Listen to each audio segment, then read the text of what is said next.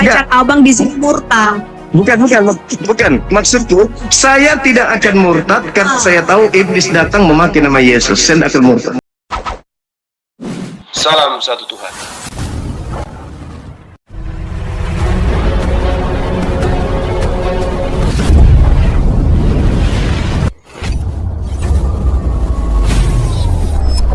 Ya, pengantar ini singkat para sahabat. Dukung semua ya sahabat-sahabat kita channel Densa News Muslim. Di like, di subscribe, di share sebanyak mungkin untuk supaya mencegah sahabat-sahabat kita di luar sana tidak terpengaruh terhadap pemurtadan. Semoga Allah memberikan selalu sikap istiqamah. Salam satu Tuhan, Allahu Akbar. Isa itu adalah nabi bagi umat muslim. Tapi bukan Yesus. Ya, bukan Yesus karena dilihat dari sejarahnya saja apa yang disampaikan oleh Bang Suma tidak sama dengan kisah tentang Yesus Kristus. Seperti itu. Jadi begini, saya menghargai keimanan Bang Suma, saya menghargai pendapat tentang penyampaian Bang Suma terhadap kebangkitan terhadap siapa yang bangkit dari kubur. Ya, seperti itu. Nah, baiklah, saya akan menyampaikan sedikit ya apa yang saya terima dari pewahyuan Allah pada hari ini tentang siapa yang bangkit dari kubur. Nah, yang pertama kita akan berdasarkan tentang data Bapak Ibu Saudara kekasih ya. Yang pertama kita akan lihat nubuat tentang kematian Yesus. Ya. Jadi kematian Yesus adalah nubuatan yang sudah ada di zaman Perjanjian Lama, Bang. Seperti itu. Ya. Nah, kita akan lihat di dalam Yesaya 53 ayat 5. Ya, di dalam Yesaya 53 ayat 5, dia tertikam oleh karena pemberontakan kita. Jadi Nabi Yesaya ini sudah menubuatkan tentang kedatangan Mesias di zaman Perjanjian Baru. Seperti itu, ya. Jadi nubuatan inilah penggenapannya terhadap Yesus Kristus. Seperti itu. Nah, bahkan kalau kita lihat sejarahnya di dalam Yesaya 35 ayat 5 di zaman Perjanjian Lama, di Perjanjian Lama, itu ditulis kurang lebih 700 tahun sebelum Yesus lahir. Ya, sebelum Yesus lahir, seperti itu. Ya, sekarang kita lihat kembali di dalam Mazmur 22 ayat 16.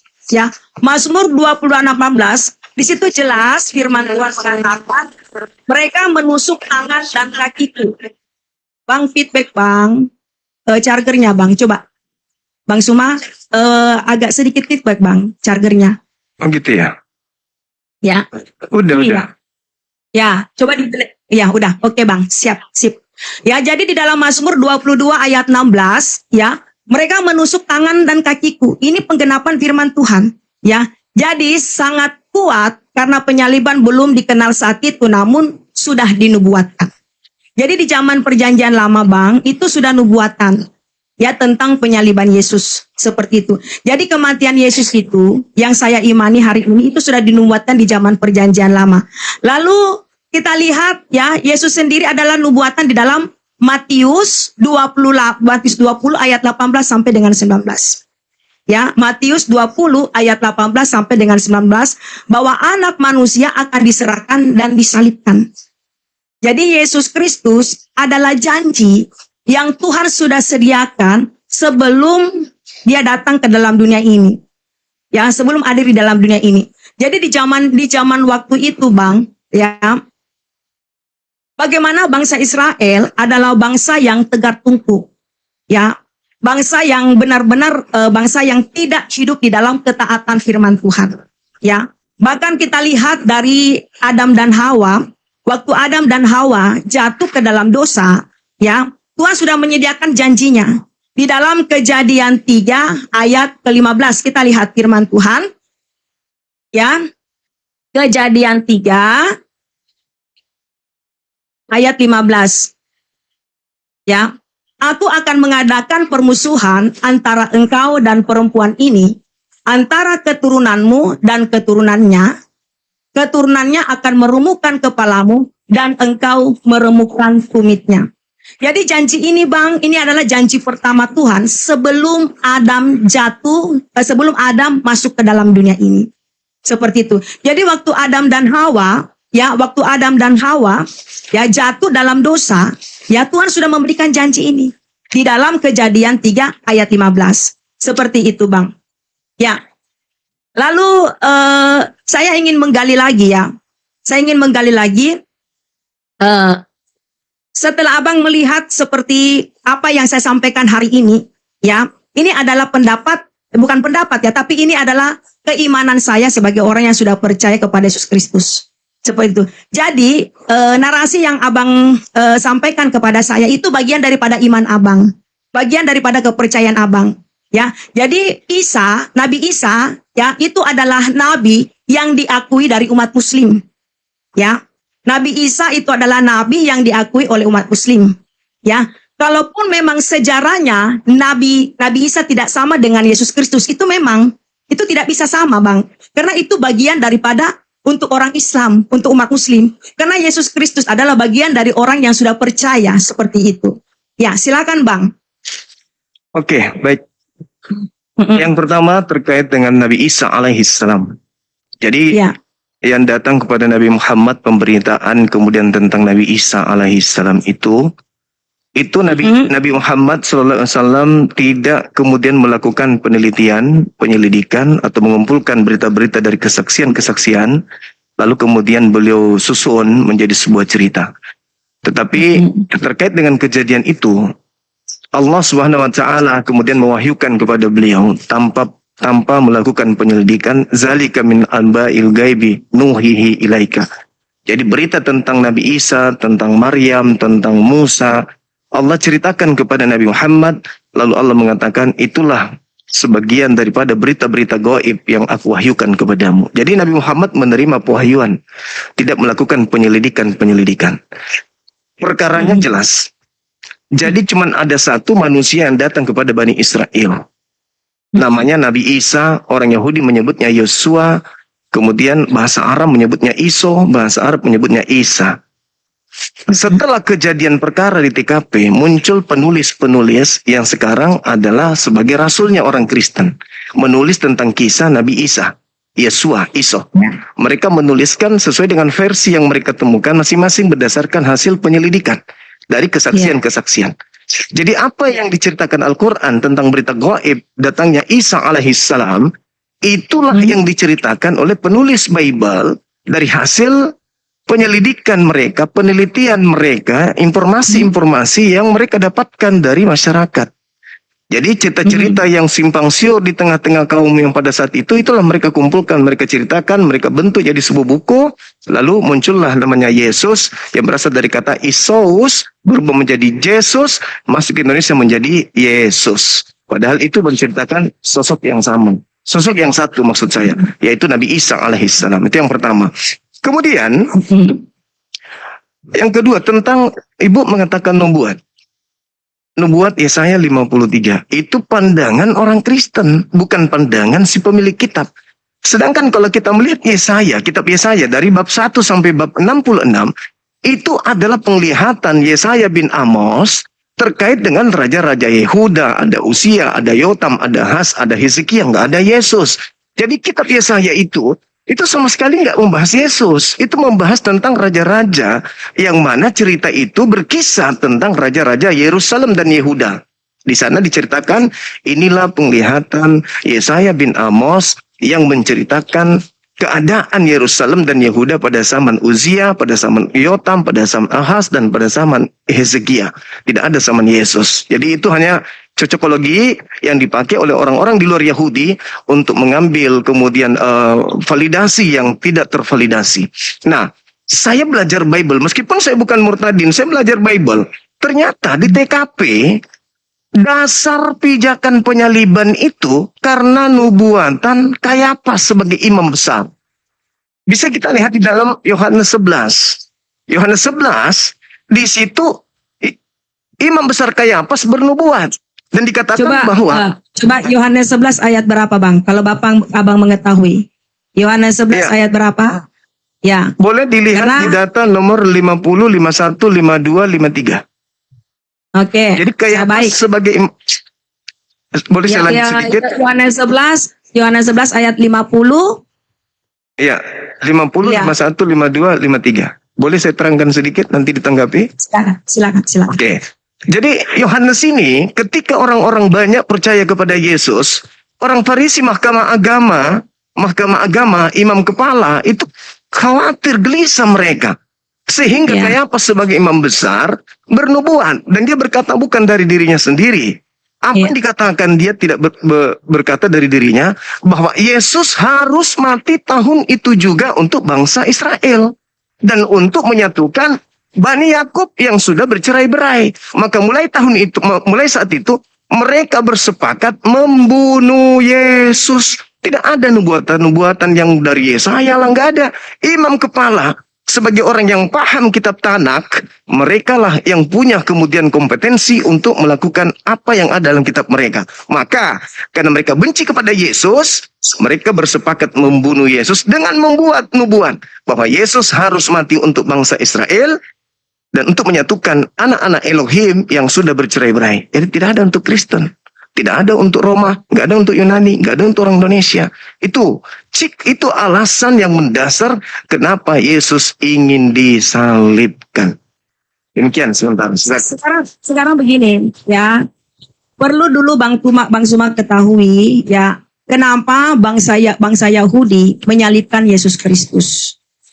Ya, kenapa bangsa Yahudi menyalibkan Yesus Kristus? Perlu abang ketahui. Ya. Yang kedua, kenapa Roma juga, ya tentara-tentara Roma menyalibkan Yesus Kristus?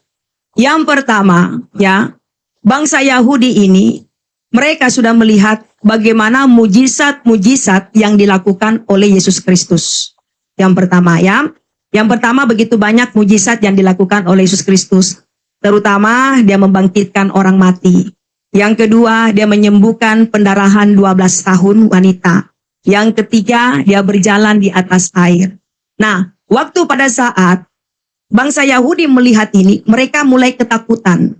Nah, sedangkan Yesus sudah mengajar di bait-bait Allah. Jadi Bang Suma ketahui, ya waktu Tuhan Yesus mengajar di bait Allah, ya, dia menyampaikan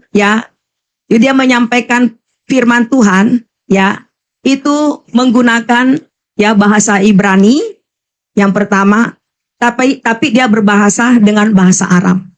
Jadi selama pelayanan Yesus, ya dia menggunakan bahasa Aram seperti itu. Yang pertama, yang kedua. Nah, inilah yang membuat hati orang-orang Yahudi, ya ahli-ahli Taurat merasa terguncang, ya. Merasa terguncang sehingga mereka menganggap bahwa siapakah dia? Sehingga dia begitu berkuasa. Dia begitu berkuasa bisa mengajar di dalam bait Allah. Nah, ini yang membuat bangsa Yahudi menjadi guncang ya. Nah, kita lihat di sini ya. Di dalam Lukas 23 ayat 33. Mohon maaf ya. Sebentar. Mohon maaf.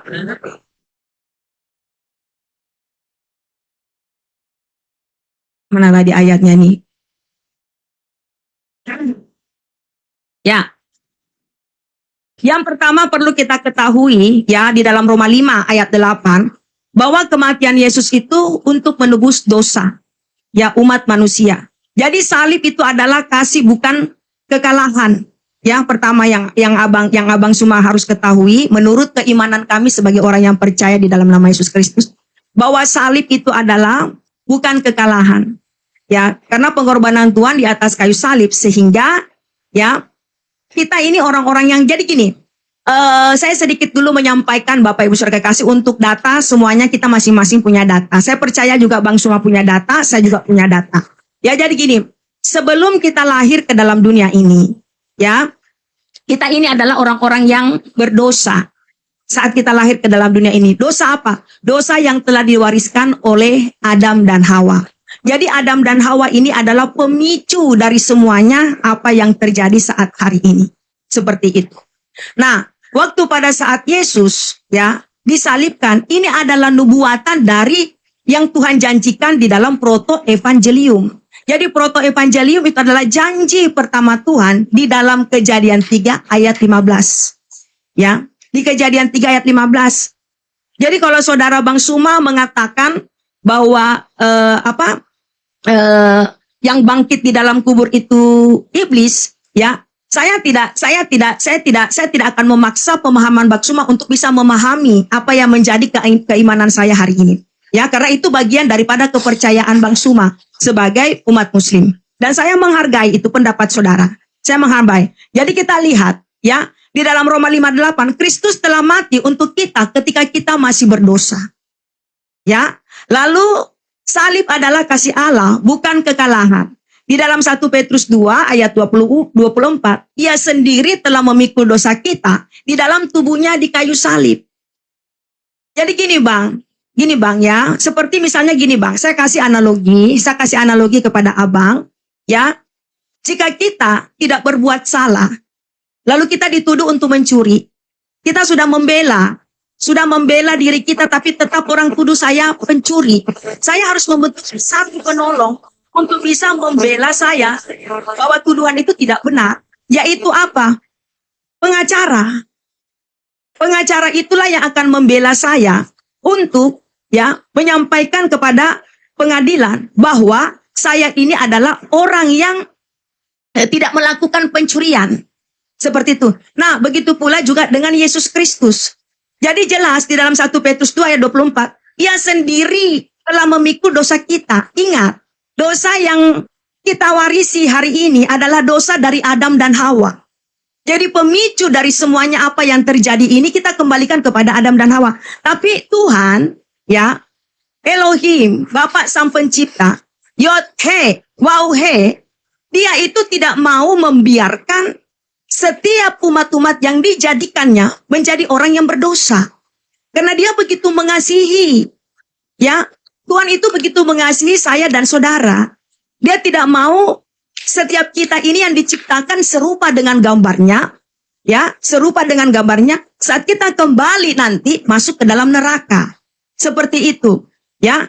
Jadi yang jelas, ya, ini menjelaskan bahwa Yesus adalah, ya, sebagai pengganti untuk menebus dosa saya dan saudara, ya. Jadi melalui karya Yesus di atas kayu salib, dia adalah satu-satunya pengganti. Dia adalah satu-satunya pembela saya dan saudara supaya kita tidak dihukum karena dosa. Ya, ada firman Tuhan menyampaikan kepada saya dan saudara bahwa upah dosa adalah maut. Upah dosa adalah maut.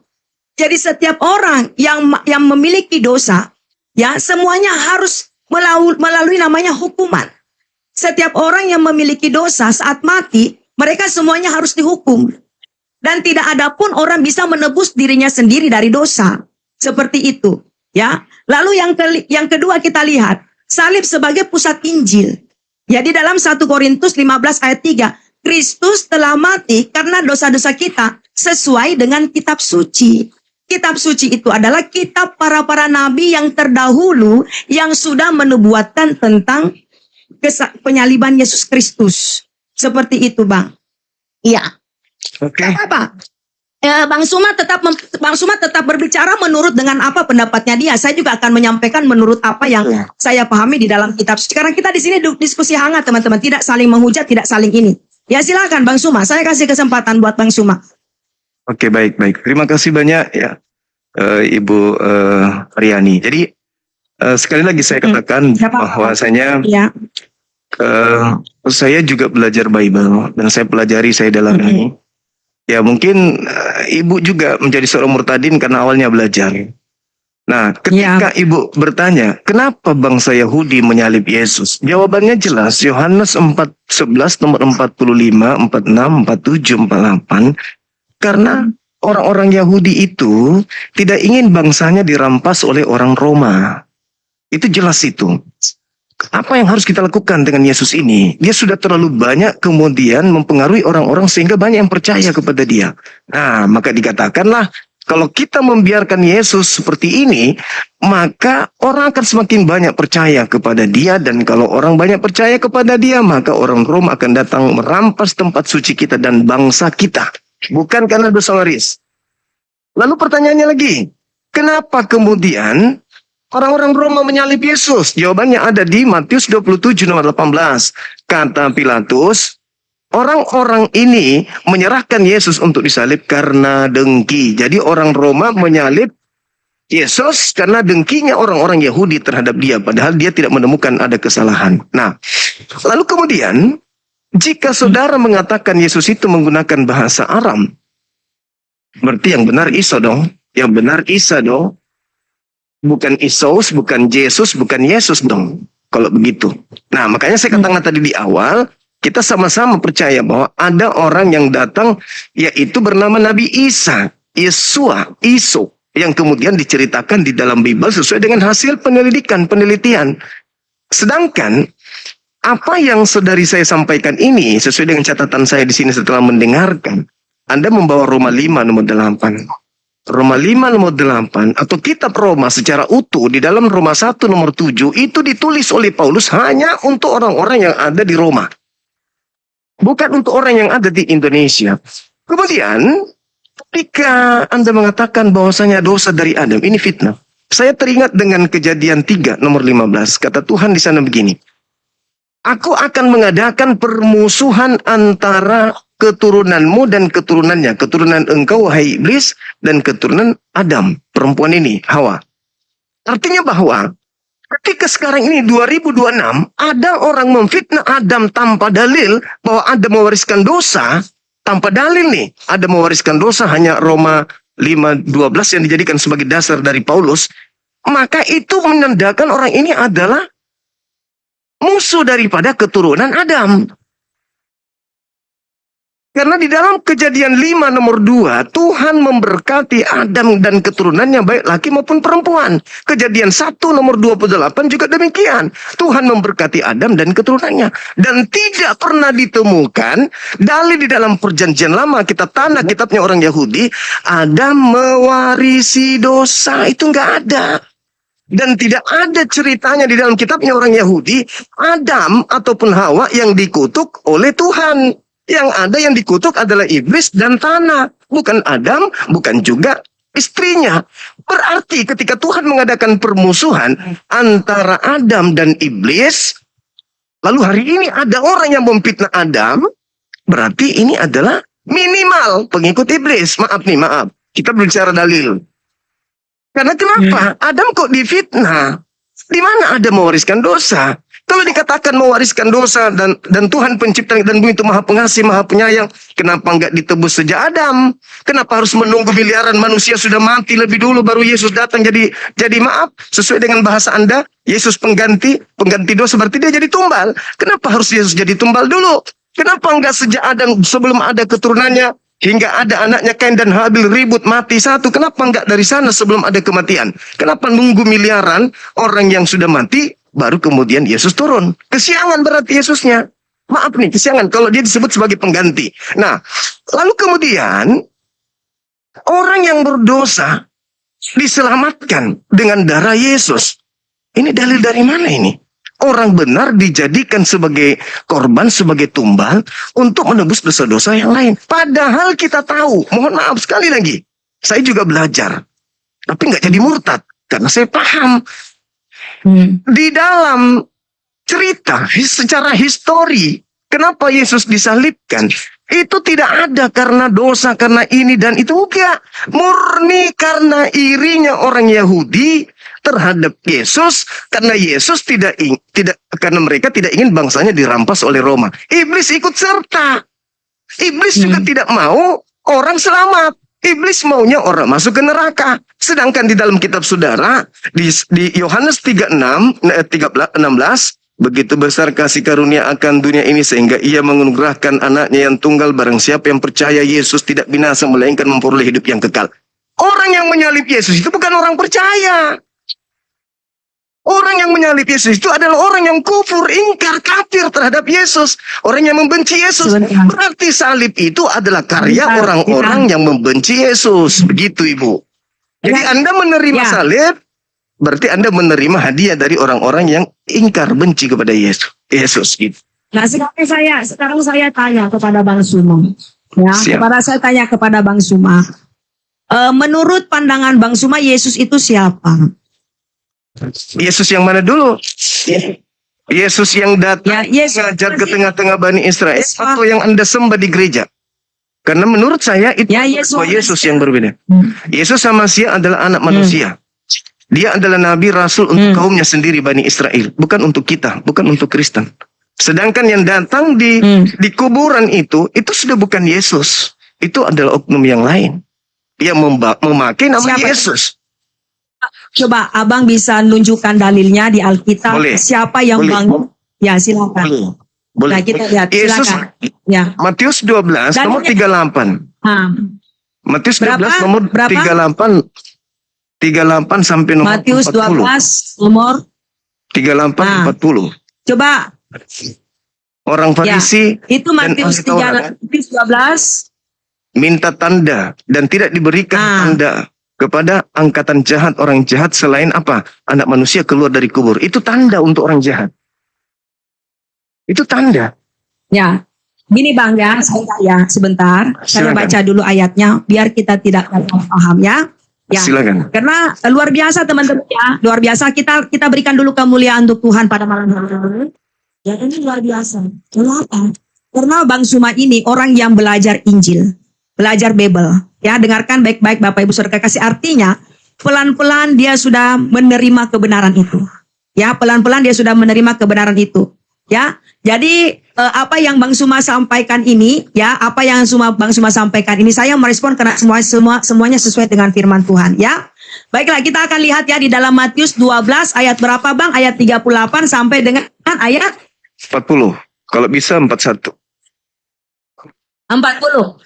Oke, saya bacakan ya. Pada waktu itu berkatalah beberapa ahli Taurat dan orang Farisi kepada Yesus, "Guru, kami ingin melihat suatu tanda daripadamu." Lalu di ayat yang ke-39, tetapi jawabnya kepada mereka, "Angkatan yang jahat ini dan tidak setia ini menuntut suatu tanda, tetapi kepada mereka tidak akan diberikan tanda selain daripada tanda Nabi Yunus." Lalu yang keempat ya, sebab seperti Yunus tinggal di dalam perut ikan 3 hari 3 malam, demikianlah juga anak manusia tinggal di dalam rahim bumi 3 hari 3 malam.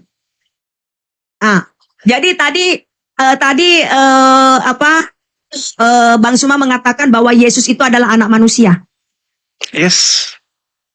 Ya, anak manusia. Ya, betul sekali Bapak Ibu Saudara kasih. Ya, Yesus yang tinggal di dalam perut bumi itu adalah anak manusia. Siapa Yes. anak manusia? Menunjuk kepada Yesus Kristus. Ya, selanjutnya. Ya. Nah, kenapa Bang Suma mengatakan bahwa yang keluar dari kubur itu adalah iblis? Ya, coba Bang Suma bisa cari dalil datanya, ya? Baik. Ya. Ketika kita melihat di dalam Yesaya 14 ini berbicara tentang iblis. Yesaya 14 berbicara tentang iblis, data nomor 11-nya pun dikatakan bahwa iblis disimpan di dunia orang mati dalam kubur. 1. Lalu kemudian di data 15-nya dikatakan, iblis ketika ingin menyamai Tuhan, pencipta langit dan bumi, Tuhan kemudian memasukkan iblis itu ke dalam kubur, ke dunia orang mati. Nah, kita lihat apa kata Yesus di dalam Yohanes 12:31. Sekarang dunia dihakimi, sekarang juga penguasa dunia yaitu iblis dilemparkan keluar. Tadinya iblis disimpan di kubur, sekarang ketika dilemparkan keluar, dia keluar dari kubur. Itu pasti. Itu yang pertama. Yang kedua, di dalam Matius 24 nomor 4 nomor 5 Yesus mengatakan bahwa ketika dia ditanya murid-muridnya di Bukit Zaitun, yaitu orang-orang Yahudi, ke-11 muridnya bertanya, "Guru, apa tanda kedatanganmu?" Yesus mengatakan apa? "Waspadalah agar kalian jangan disesatkan, sebab akan datang banyak penyesat memakai namaku dan berkata, akulah dia. Mereka akan menyesatkan banyak orang." Jadi penyesatnya, iblisnya ini mengaku Yesus, mengaku Kristus. Di data nomor 24-nya dikatakan, 23 yang dikatakan, "Jadi apabila, camkanlah aku telah mengatakan kepadamu terlebih dahulu." Jadi apabila ada orang berkata, "Ada Kristus di sini, ada Kristus di sana," jangan kau percaya, sebab Kristus palsu akan datang melakukan tanda dahsyat. Keluar dari kubur itu tanda dahsyat. Dan melakukan banyak mujizat-mujizat dan kekuatan-kekuatan sekiranya mungkin menyesatkan orang-orang pilihan. Orang-orang pilihan aja bisa disesatkan ketika iblis memakai nama Kristus. Apalagi orang biasa. Apalagi yang jauh dari Yesus. Apalagi yang jauh dari murid-murid Yesus. Sudah pasti bisa. Sekali lagi, Ketika Yesus mengatakan waspadalah kepada penyesat yang datang memakai namaku, berarti penyesatnya planos dalam bahasa Yunani iblis atau sibolis, itu berarti dia datang memakai nama Yesus untuk menyesatkan banyak orang. Nah, Saya nggak mau murtad. Maaf, 10 detik saya tidak mau murtad kalau memakai nama Yesus. Ya, mohon maaf, Karena mohon maaf. Saya iblis tidak datang ajak, memakai nama Yesus gitu. saya nggak ajak abang di sini murtad. Bukan. Maksudku, saya tidak akan murtad karena saya tahu iblis datang memakai nama Yesus. Saya tidak akan murtad. Itu aja.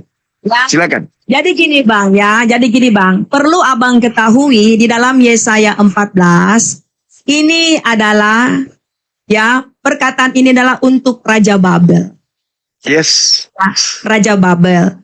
Jadi Raja Babel ini adalah raja yang sombong. Seperti itu ya. Kita lihat sebab Tuhan akan menyayangi Yakub dan akan memilih Israel sekali lagi dan akan membiarkan mereka tinggal di tanah mereka. Maka orang asing akan menggabungkan diri kepada mereka dan akan berpadu kepada kaum Yakub. Ya, di ayat yang kedua, bangsa-bangsa lain akan mengantar Israel pulang ke tempatnya. Lalu kaum Israel akan memilih bangsa-bangsa itu di tanah Tuhan sebagai hamba-hamba lelaki dan hamba-hamba perempuan. Demikianlah mereka akan menawan orang-orang yang menawan mereka dan akan berkuasa atas para penindasan mereka. Lalu di ayat yang ketiga, ya, maka pada hari Tuhan mengakhiri kesakitan dan kegelisahan dan kerja paksa yang berat yang dipaksa kepadamu. Maka engkau akan memperdengarkan ejekan itu tentang Raja Babel dan berkata, wah, sudah berakhir si penindas, sudah berakhir orang lalim. Lalu Tuhan telah mematahkan tongkat orang-orang fasik dan orang-orang yang memerintah, yang memukul bangsa-bangsa dengan gemas, dengan pukulan-pukulan yang tidak putus-putusnya. Jadi waktu pada saat abang mengatakan bahwa iblis yang dipenjarakan itu, jadi itu menunjuk kepada si malaikat yang memberontak kepada Tuhan. Seperti itu. Jadi malaikat ini, ya teman-teman, ya malaikat ini, ya saudara Bang Suma tahu, ya kenapa bisa ada iblis? Tahu kenapa bisa ada iblis? Tahu. Coba. Oh. Ya, bagaimana? Iya. Karena mereka ingin menyamai Tuhan. Mereka kalau dalam panjang Bible, kalau di Islam, karena mereka tidak ingin kemudian menghormat kepada Adam. Karena mereka merasa lebih tinggi derajatnya daripada Adam. Sementara Tuhan memerintahkan untuk menghormat kepada Adam. Iblis tak mau. Maka Tuhan mengusir dia. Dan dia buktikan hari ini bahwa dirinya lebih hebat dari Adam. Dengan cara apa? Dengan mengajak seluruh keturunan Adam bersama dia masuk ke neraka. Nah, sekarang begini Bang, ya. Begini. Iblis adalah, ya sebelum dia jatuh dalam dosa, dia adalah malaikat. Malaikat yang begitu dekat dengan Tuhan. Ya, malaikat yang begitu dengan Tuhan. Jadi sebelum manusia diciptakan, malaikat adalah makhluk yang diciptakan Tuhan, ya, makhluk yang diciptakan Tuhan sebagai penghuni surga. Seperti itu, Bang. Jadi waktu sebelum malaikat ini jadi iblis, dia adalah malaikat yang sangat setia kepada Tuhan dan dia adalah sebagai pemimpin puji-pujian. Jadi di dalam surga itu, ya malaikat itu dia sebagai pemimpin puji-pujian. Dia selalu menaikkan puji-pujian kepada Tuhan. Karena malaikat ini adalah malaikat yang begitu dekat dengan Tuhan. Tapi karena dia lihat ya bahwa ya dia ingin Tuhan melihat bahwa kejahatan ini, dia ingin menyamakan dirinya sama Tuhan. Disitulah Tuhan melempar dia ke dalam dunia ini. Nah, waktu iblis jatuh dalam dosa, waktu malaikat jatuh dalam dosa, ya, Tuhan tidak mencari dia. Ya, Tuhan tidak mencari dia. Waktu malaikat jatuh dalam dosa, Tuhan tidak mencari dia. Tuhan lempar dia ke dalam dunia orang mati. Karena mereka ini adalah makhluk surga yang diciptakan Tuhan, tapi karena dia ingin menyamakan dirinya sama seperti Tuhan, sehingga Tuhan marah. Karena Tuhan kita adalah Tuhan yang cemburu. Dia tidak mau diduakan. Ya, dan dia tidak mau, ya Tuhan tidak mau ada sesembahan-sesembahan yang lain. Sehingga dia itu adalah Allah yang cemburu. Seperti itu, Bang. Jadi waktu pada saat dia tahu bahwa malaikat ini ingin menyamakan dirinya sama seperti Tuhan, Tuhan marah sama dia. Akhirnya Tuhan melemparkan dia ke dalam dunia orang mati yang paling bawah. Ke dalam kubur-kubur, ke dalam gua-gua yang gelap. Jadi di dalam kubur, ya, di dalam dunia orang mati, ya ini di dalam dunia orang mati, ya, di dalam gua yang gelap, itulah tempat iblis, Bang. Tempat iblis seperti itu. Jadi kalau abang berasumsi, ya, kalau abang berasumsi bahwa yang keluar yang bangkit dari kubur itu adalah menurut abang, ya, saya tidak bisa menentang dan saya tidak memaksa abang untuk percaya, ya. Saya tidak, karena itu bagian daripada keyakinan abang. Abang meyakini bahwa yang keluar dari kubur itu menurut pendapat abang, ya silakan. Tapi saya sebagai orang yang percaya di dalam nama Yesus, saya percaya bahwa yang bangkit itu adalah Kristus sesuai dengan firman-Nya, Bang. Seperti itu. Jadi yang keluar dari kubur itu Yesus. Yang menurut keimanan saya sebagai orang yang percaya di dalam nama Yesus Kristus. Seperti itu, Bang. Nah, jadi kalau abang mengatakan bahwa yang dilempar di dalam gua yang gelap, ya, yang dilempar ditaruh ke dalam kubur-kubur, itu adalah iblis yang menentang Tuhan dari sejak mulanya. Ya, iblis menentang Tuhan. Iblis itu, ya, iblis itu dia tidak mau, ya. Bahkan firman Tuhan mengatakan dia ingin, ya, iblis itu menyamar sebagai malaikat terang. Iblis itu menyamar sebagai malaikat terang untuk apa? Untuk dia menyembah. Karena pada mulanya iblis ini jahat. Ingat abang, ya, kenapa Adam dan Hawa jatuh dalam dosa? Coba abang pikir-pikirkan. Kenapa Adam dan Hawa jatuh dalam dosa? Ya, kalau dulu saya pengajaran saya di Muslim karena memakan buah huldi. Makan buah huldi, lalu itulah yang membuat Adam dan Hawa jatuh dalam dosa. Ingat, itu adalah buah pengetahuan yang Tuhan sudah sampaikan kepada Adam dan Hawa. Segala yang ada di taman ini semuanya bisa kamu makan, kamu nikmati. Tapi ada satu, jangan sekali-kali engkau sentuh. Kapan engkau sentuh, engkau akan mati. Tapi iblis yang menyamar sebagai ular, iblis ini menggoda Adam. Jadi dari sejak awalnya memang manusia yang Tuhan ciptakan yaitu Adam dan Hawa, ya, mereka lebih mendengarkan cerita tentang iblis, ya, apa yang dikatakan iblis daripada perintah Tuhan. Padahal dari pertama Tuhan sudah menyampaikan kepada Adam dan Hawa. Adam dan Hawa, segala yang ada di dalam taman ini semuanya bisa kamu nikmati. Tapi ada satu, jangan sekali-kali engkau nikmati, engkau akan mati. Tapi iblis datang menyamar sebagai ular. Disitulah kejatuhan Adam dan Hawa, Bang. Disitulah kejatuhan Adam dan Hawa. Nah, disitulah pertama dosa terjadi. Seperti itu. Nah, dosa ini, ya, waktu pada saat Tuhan tahu bahwa Adam dan Hawa ini jatuh dalam dosa, Tuhan tidak membiarkan Adam dan Hawa itu tinggal di dalam taman tersebut. Karena apa? Mereka sudah melanggar titah Tuhan. Sehingga Tuhan, ya, menyuruh dia keluar dari taman tersebut. Seperti itu, Bang. Nah, disitulah dosa itu mulai lahir sampai hari ini.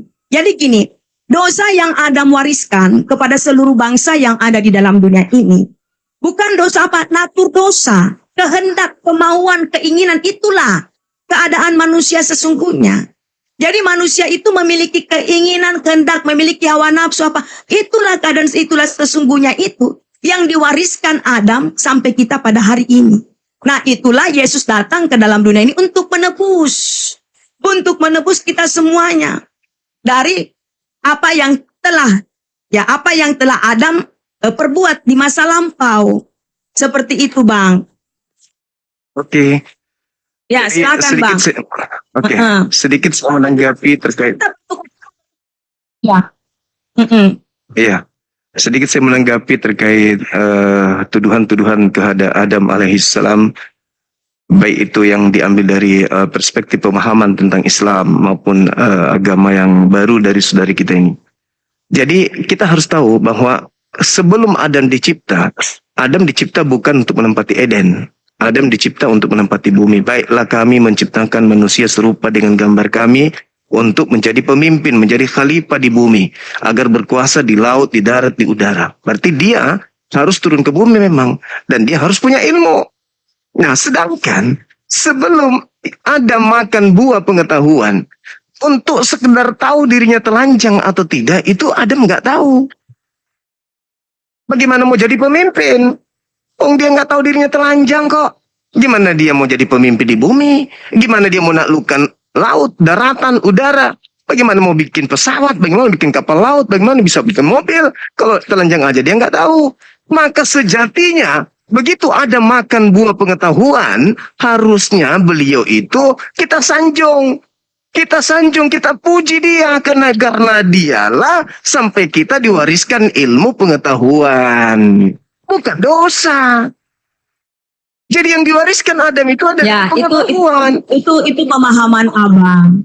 Iya, Itu sabar, nanti pemahaman abang. Saya respon. Ya, silakan. Ya, jadi yang diwariskan Adam itu adalah yang pengetahuan, bukan dosa. Kalau dosa itu tinggal bertobat, dah selesai.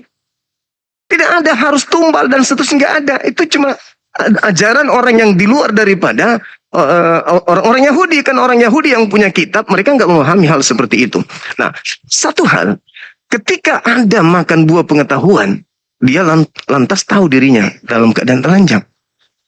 Artinya dia sudah tahu malu. Nah, sedangkan sebelumnya dia nggak tahu apa-apa. Sementara dia dicipta untuk di bumi jadi pemimpin. Bagaimana mau jadi pemimpin? Kalau ada orang, maaf nih, orang gila, ada nggak orang gila itu tahu dirinya telanjang? Nggak tahu. Kera tahu nggak dirinya telanjang? Nggak tahu. Bisa nggak mereka orang gila dan kera ini jadi pemimpin di bumi ini? Nggak bisa. Bisa bikin mobil? Nggak bisa. Pesawat apalagi? Nggak bisa. Maka Adam harus mewariskan ilmu pengetahuan, kemampuan berpikir kepada keturunannya. Jadi harusnya kalau di Islam, kami berterima kasih kepada Nabi Adam alaihissalam, maka kami keturunannya. Tapi kalau Adam mencoba-coba untuk memfitnah Adam, itu tanda tanya. Ini keturunan Adam atau keturunan Adam yang sudah kerasukan setan. Karena katanya di Kejadian 3:15, aku akan mengadakan permusuhan. Nah, itu yang pertama. Terus yang kedua, saya tidak ingin terlalu jauh. Ketika dikatakan ada yang keluar dari kubur, Anda katakan itu adalah Yesus. What itu? Saya akui iya, memang Yesus. Tetapi ada tetapinya.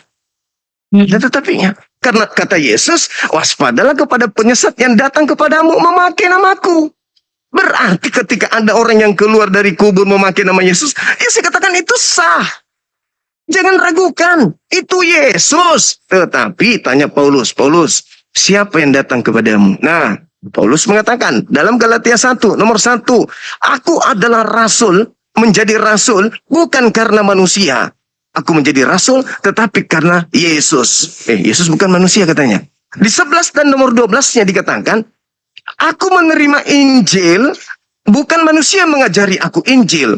Bukan aku terima Injil ini dari manusia, tetapi dari Yesus Kristus.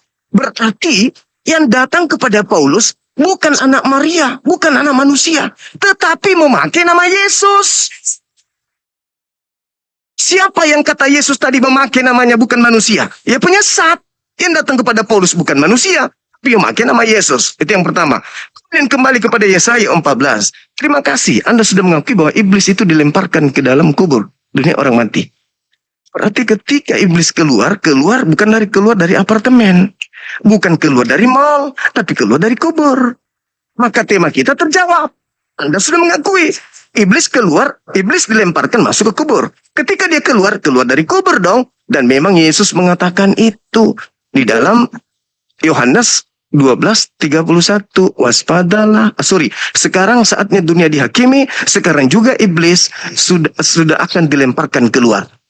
Sekarang juga iblis dilemparkan keluar. Sekarang itu berarti di abad pertama. Dilemparkan dari mana? Tadi kita sepakat di kubur. Berarti keluar dari kubur. Ini yang harus diakui oleh Ibu Riani. Bahwasanya iblisnya keluar dari kubur. Nah, kalau begitu, coba Ibu lihat di dalam Yohanes 13 nomor 1. Di situ ditulis oleh penulis Yohanes bahwa sebelum hari Paskah, Yesus sudah mengetahui bahwa sudah tiba saatnya dia berpindah dari dunia ke Bapa sebelum Paskah. Sebelum Siapa itu Paskah, Bapak? Siapa itu Bapak?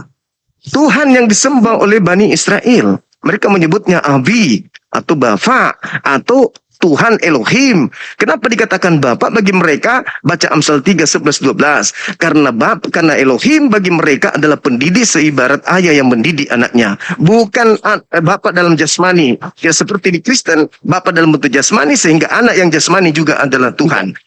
Sedikit lagi. Ketika dikatakan di dalam Yohanes 13 nomor 1, Yesus tahu bahwa sebelum Paskah, saatnya dia harus berpindah dari bumi, dari dunia ke Bapa. Berarti sebelum Paskah, Yesus sudah ada di surga. Berarti yang disalib bukan Yesus.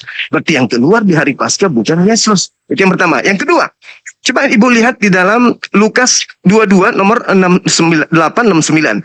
Ketika orang yang disangka Yesus ini disidang, ditanya, apakah engkau Mesias? Apakah engkau anak Elohim? Coba Bukti. Bang. Bang Suma, pelan-pelan. Coba Abang Iya, baca satu. ayatnya. Coba Bang. Satu poin lagi. Satu Ya, poin lagi. enggak, Satu poin lagi. Kayak gini dulu, tenang.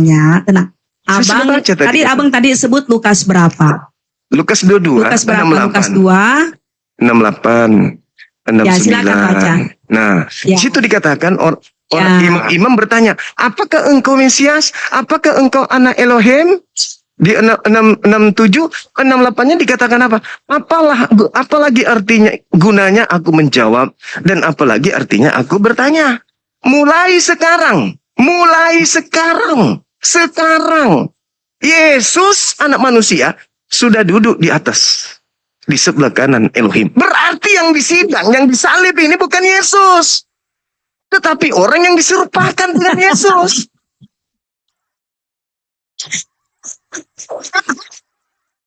Coba ulangi Bang. Abang coba bisa ulang ayatnya di dalam Lukas 22 ayat 67 sampai 68. Saya ingin dengarkan lagi Bang. Coba. Ya. Coba, Ya, Bang. di dalil itu imam-imam bertanya kepada dia, apakah engkau Baca Mesias? dong. Baca dong. Biar Abang. Saya sudah hafal itu Ibu. Intinya seperti itu. Ya, silakan. Apakah Ya, kita engkau mulai dari 67 dulu. Apakah Mulai engkau 67, ya, silakan. Mesias? Sabar Ibu, sabar. Jangan ganggu. Nanti Ibu baca. Itu kewajiban Anda. Itu kitab Anda. Tenang. Teman-teman tenang di bawah ya, tenang. Kenapa? Anda tinggal luruskan kalau saya salah. Ya. Mulai panik ya teman. Sayang, Menutupi Pak. kepanikan dengan cara kayak gini. Mulai panik. Saya Mulai tidak panik. Mulai Tidak panik. panik ya. Mulai panik ya. Coba ulangi. Mulai panik Ayat Ibu ini. 67 sampai dengan 68. Coba. Ibu mengajarin saya Bible. Silakan, Ibu. 67 Ibu sampai mengajarin 68, saya silakan. Bible. Ibu mau mengajarin saya Bible. Ya, Ibu malu ya, tadi malu ya. menyampaikan dalil. Malu kayaknya Ya, orang. Abang sudah Malu belajar dia. Bible. Iya, saya belajar Bible. Makanya saya katakan saya Abang sudah baca belajar Bible. data-data itu. Nah, sudah. Iya. Silakan baca. Terus Ya, silakan Bang. sekalipun aku mengatakan Jadi, ayat kepada yang kamu, 67 namun kamu sampai- tidak akan percaya. Itu kata Yesus. Meskipun aku mengatakan kepadamu, Ya. namun kamu tidak akan percaya. Yesus sendiri yang mengatakan itu. Ya. Orang ini. Dan sekalipun aku bertanya kepadamu, ya kamu tidak akan menjawab. Kepada kamu, namun kamu tidak akan menjawab. Mulai sekarang, anak manusia sudah duduk di sebelah kanan yang maha tinggi. Jadi yang bicara ini siapa di bumi? Yang bicara ini siapa? Ya. Yang bicara ini siapa? Bu? Saya bertanya sama Enggak, siapa saya anak dulu. manusia itu? Yesus. Yesus kan? Yesus katanya sudah Iya. duduk di atas, di sebelah kanan. Terus yang bicara ini siapa? Yesus juga. Berarti ada dua Yesus. Ada dua Yesus, Ibu. Bagaimana maksudnya ada dua Yesus? Lah kan Yesus yang Bagaimana bicara. maksudnya? Menurut pandangan orang Kristen, yang disidang ini Yesus. Sedangkan imam kepala bertanya, Ya. apa engkau Mesias? Jawab orang ini, mulai sekarang si Mesias sudah duduk di atas. Berarti aku ini siapa? Perhatikan dulu ya. Berarti aku ini siapa? 63 ya. 63. Mundur aja di satu. Yesus. Iya. Tiga itu Yesus. Iya, Ibu. Dengarkan dulu saya. Ya. Silakan. Yesus diperhadapkan di Mahkamah Agama di ayat yang ke-63 dan orang-orang menahan Yesus, mengolok-olok dia yang memukulinya. Ya, jadi yang diperhadapkan di Mahkamah Agama ini siapa? Bukan Yesus. Pengantar tulisan Anda, kitab Anda, Lukas itu ditulis tahun berapa? Lukas ditulis setelah kejadian. Baca dulu dari ayat-ayat dari atas. Lukas Abang baca mengatakan, dari mulai ayat 63. Lukas Ya, mengatakan, abang mulai baca dari ayat 63. Yesus itu. Di situ kan ada judul perikopnya, Bang. memang Supaya sudah kita dianggap tahu Yesus. alur cerita. Memang sudah dianggap Yesus. Nah. Tidak mungkin dianggap bukan Yesus oleh orang Kristen. Penulisnya pun demikian. Ingat, Lukas mencatat dengan melakukan penelitian. Bukan saksi mata Lukas ini. Dia melakukan penelitian dan tulisannya itu dituliskan di atas tahun 50. Berarti sudah 30 tahun, 20 tahunan lebih. Sudah kejadian baru dia menulis. Dari hasil penelitian. Jadi orang yang dikira Yesus, ya ditulis Yesus lah di situ. Jadi kita kembali. Nah, jadi kita kembali ke ayat yang ke-68. Ayat yang ke-68. Ya, dari ayat 67 tadi kan Abang membahas tadi ini ya. Katanya, jikalau engkau adalah Mesias, katakanlah kepada kami. Jawab Yesus. Sekalipun aku mengatakannya kepada kamu, namun kamu tidak akan percaya. Jadi Mahkamah Agama ini, Mahkamah Agama ini, dia ingin membuktikan, kalau memang kamu Mesias, bilang kalau kamu Mesias. Seperti itu. Tetapi Yesus tidak mau menyampaikan. Gini bang, biar tidak kita gagal paham dengan ayat ini, saya akan membacakan dari mulai ayat yang pertama, ya bang ya. Yesus dihadapkan dari nomor 1. Mahkamah. Yesus. Dari nomor 1 Anda mau baca? Dari Lukas 22 ayat 63 sampai kita mentok ke ayat 68. Oke. Ya. Silakan. 69. Jangan, tenang. Ya, boleh sampai 69, boleh nggak apa-apa. Ya, di sini Yesus dihadapkan Mahkamah Agama ayat 63 dan orang-orang yang menahan Yesus mengolok-olok dia dan memukulinya. Di ayat yang ke-64 mereka menutupi mukanya dan bertanya, cobalah katakan siapa yang memukul engkau. Lalu di ayat yang ke-65 dan banyak lagi hujatan yang diucapkan mereka kepadanya. Nya itu menunjuk kepada Yesus, oknum yang pertama di ayat 63 dan orang-orang yang menahan Yesus. Itu ya. Lalu yang ke ayat-ayat yang ke-65 dan banyak lagi hujatan yang diucapkan mereka kepadanya. Nya itu menunjuk kepada di ayat yang ke-63. Dan setelah hari siang berkumpullah sidang para tua-tua bangsa Yahudi dan imam-imam kepala ahli Taurat. Lalu mereka menghadapkan dia ke Mahkamah Agama. Jadi pada saat waktu siang, para imam-imam dan ahli-ahli Taurat ini, mereka semuanya berkumpul untuk menghadapkan dia. Dia itu menunjuk kepada Yesus di ayat yang ke-63. Menunjuk kepada Yesus untuk menghakimi dia. Untuk menghakimi dia, di hadapan Mahkamah Agama. Lalu 67 di ayat yang ke-67. Katanya ini menunjuk kepada ayat yang ke-66, Bang. Ayat 67 ini katanya ini menunjuk kepada ayat ke-66. Jikalau engkau adalah Mesias, katakanlah kepada kami. Jadi yang bertanya ini, jikalau engkau Mesias, ini adalah para imam-imam dan para ahli Taurat dan juga orang Yahudi. Lalu Yesus jawab, Bang. Yesus jawab, perhatikan baik-baik, Bang. Perhatikan baik-baik. Katanya, jikalau engkau Mesias, katakanlah kepada kami. Lalu dijawab oleh Yesus, Bang. Sekalipun aku, perhatikan baik-baik, Bang. Aku itu, huruf A besar, itu menunjuk kepada Yesus sendiri. Mengatakan kepada kamu, namun kamu tidak percaya. Lalu di ayat yang ke-68, dan sekalipun aku itu menunjuk kepada Yesus yang hendak dihakimi, bertanya sesuatu kepada kamu, namun kamu tidak akan menjawab. Lalu di ayat yang ke-69, mulai sekarang anak manusia sudah duduk di sebelah kanan Allah yang maha kuasa. Lalu di ayat yang ke-70, kata mereka semua, kalau begitu engkau ini anak Allah. Perhatikan di ayat yang ke-70, Bang. Perhatikan di ayat yang ke-70, kata mereka semua, kalau begitu engkau ini anak Allah. Di situ ada tanda tanya, Bang.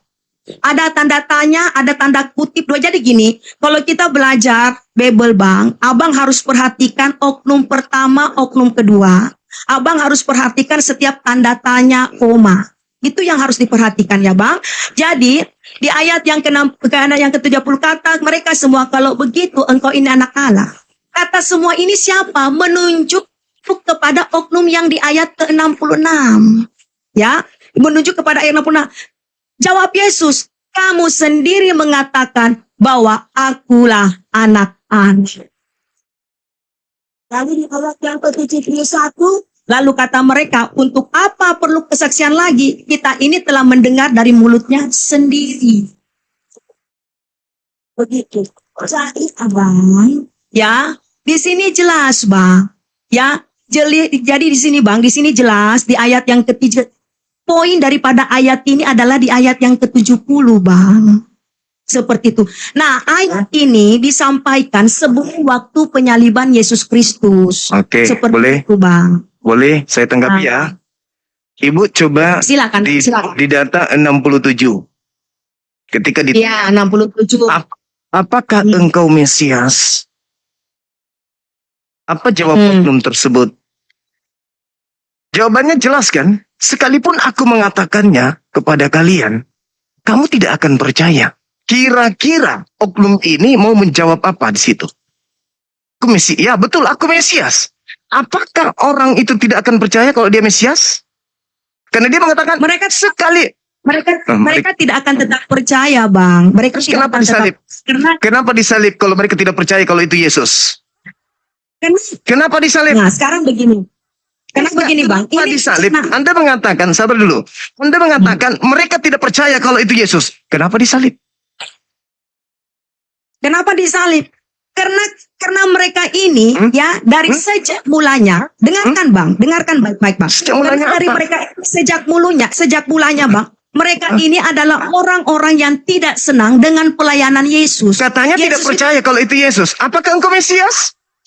Nah, sekarang begini, saya tanya kepada Abang. Sekarang kenapa tanya begini, saya saya? tanya kepada Abang. Menurut Abang sendiri, ya enggak gini Bang, karena Abang kan sudah belajar firman. Yes, makanya saya bertanya. Tapi kenapa Anda balik? Saya sudah tahu jawaban ini. Saya tidak Imam-imam kepala di situ percaya nggak kalau itu Yesus? Makanya ada jawaban, sekalipun aku mengatakannya, namun Tidak kamu akan percaya. Nah, apa Iya. kemungkinannya? Apa kemungkinannya? Sabar. Tenang. Apa kemungkinan yang dia ingin katakan? Saya bukan Yesus atau saya Yesus? Kalau saya, Bang, ingat dulu Bang. Tunggu. Kita ingat, kita lihat. Kalau Tunggu dia Bang. mengatakan, Dulu. kalau dia mengatakan saya Yesus, Alasan kenapa saya Yesus Mesias, dengar. Tunggu dulu. Dengar Karena dulu, Bang. disangka Dengar dulu, Yesus, Bang. karena itu disangka Yesus. Karena dia ditangkap, Siapa karena dia disangka Yesus. Dalilnya di mana? Dalilnya Jadi mereka tunjuk nggak dalilnya. Jadi mereka nggak menyangka Yesus, orang ini yang ditangkap. Ya, tunggu dulu. Sekarang begini, Bang. Dengar Apakah baik-baik, mereka Bang. salah tangkap? Mereka tidak salah tangkap. Berarti Tidak mereka salah. percaya ini Yesus. Berarti mereka percaya ini Yesus. Mereka percaya itu Yesus. Berarti yang mereka tidak akan percaya ketika orang itu berkata, sesungguhnya aku bukan Yesus. Jedar. Mana? Di sini Jedar. ayat mana yang mengatakan? Ayat mana yang mengatakan Jedar. sesungguhnya aku bukan Yesus? Ayat mana? Tunjukkan Dia dalilnya. mengatakan, Tunjukkan apa datanya. guna? Nomor 67 itu jawabannya. Makanya saya sembunyikan data itu. Di situ jawabannya. Ketika ditanya, apakah engkau Mesias? Apakah engkau Mesias? Ketika Yesus mengatakan, ya, aku Mesias. Kira-kira orang itu percaya nggak? Mereka tetap Ibu- tidak percaya karena Tadi Ibu Mesias yang mengatakan bertindak. percaya. Tadi Ibu mengatakan Dengarkan percaya. begini. Sekarang Dengarkan tidak begini. percaya. Mana yang betul? Mana yang betul? Orang-orang yang menangkap Yesus, yang ingin menyalib Yesus, percaya kalau itu Yesus, kalau percaya itu bukan Yesus. Kalau percaya itu, kalau tidak percaya kalau itu Yesus, Di sini. tidak mungkin mereka menyalibnya. Dengarkan Tidak baik-baik. mungkin. Dengarkan baik-baik. Berarti, saudara, sabar. Yang dia tanya, 5 detik, 5 detik, 5 detik, dengarkan, 5 detik. dengarkan. Kalau mereka Oke, tidak silakan, saya percaya, kasih, silakan. kalau mereka tidak percaya itu Yesus, berarti benarlah kami. Ternyata yang disalib itu bukan Yesus. Kalau orang-orang yang ada bertemu dengan Yesus, bahwa itu tidak percaya Yesus tapi disalib, dipaksakan, berarti iman Islam betul yang disalib bukanlah Nabi Isa. Tapi kalau dia percaya itu Yesus, lalu kenapa orang itu mengatakan, Nabi apalagi, Isa memang tidak disalib karena Nabi Isa itu apa bukan lagi gunanya? sesembahan orang Kristen. Apa Bukan sesembahan yang lagi? percaya. Sabar, Bu. Sabar. Teman-teman, Apa lagi teman-teman. gunanya? Santai. Oke, silakan. Sabar. Silakan. Saya Jadi izinkan kalau saudara. mereka- Kita dulu narasinya. Silakan. Kalau imam-imam kepala Mahkamah Agama tidak percaya itu Yesus, berarti mereka menyalib bukan Yesus, karena mereka nggak percaya itu Yesus. Tapi sekiranya orang itu berkata, aku bukan Yesus loh, tetap saja orang itu tidak akan percaya. Nah, makanya Yesus mengatakan, apa lagi gunanya sekalipun aku mengatakan kepadamu, kamu tidak akan percaya. Kalau yang kau tangkap ini, yang kau sidang ini bukan Yesus. Makanya di data 69-nya mengatakan, mulai sekarang Yesusnya itu sebenarnya sudah duduk di sebelah kanan Tuhan. Jedar.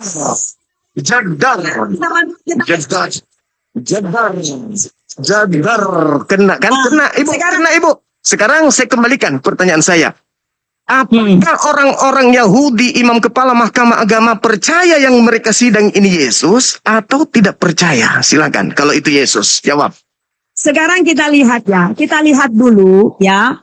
Di ayat yang ke-67 ya, bagaimana imam-imam ini bertanya, jikalau engkau adalah Mesias, katakan kepada kami. Berarti ragu kan? Yesus, dengarkan dulu. Ragu kan? Ragu. Ya, ragu. Dengarkan dulu. Mereka kenal Yesus, tapi yang dia pertanyakan ini adalah kemesiasannya Yesus. Kemesiasannya Yesus. Oke. Silakan. Baik, dengar Silakan. baik. Silakan. Jikalau engkau adalah Mesias, di situ ada tanda koma. Ya, katakanlah kepada kami. Jadi bangsa Yahudi ini menantikan yang namanya Mesias. Begitu, sayang. Begitu. Biar kita sama-sama ingat. Berarti mereka percaya kalau ini Mesias. Mereka percaya Yesus, tapi dia Nah, terus karena Mesiasnya. Yesus mengatakan, Yesus mengatakan apa? Sekalipun aku mengatakan kepada kamu, namun kamu tidak akan percaya. Apa yang Yesus ingin katakan yang tidak akan dipercaya oleh mereka? Ya, mengapa? Karena begini, saudara kekasih. Mengapa? Apa yang Yesus ingin katakan? Yesus ingin katakan, nah silakan. Yang tidak akan dipercayai oleh mereka. Apa itu?